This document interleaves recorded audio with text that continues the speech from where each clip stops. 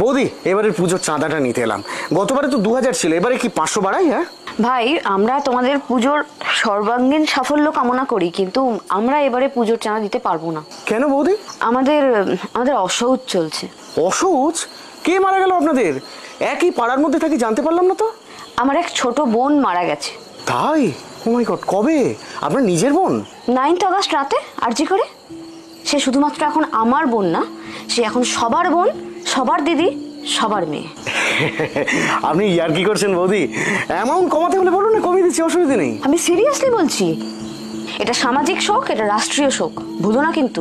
মানছি, কিন্তু এইটার জন্য দুর্গাপুজোর চাঁদা? আমাদের বাড়িতে কোনোদিন চাঁদা কমানোর দরকার পড়েছে বলেছি কোনোদিন? না তা না, তবে যতদিন না সুবিচার পাচ্ছি ততদিন এই অসহজ পর্ব চলবে।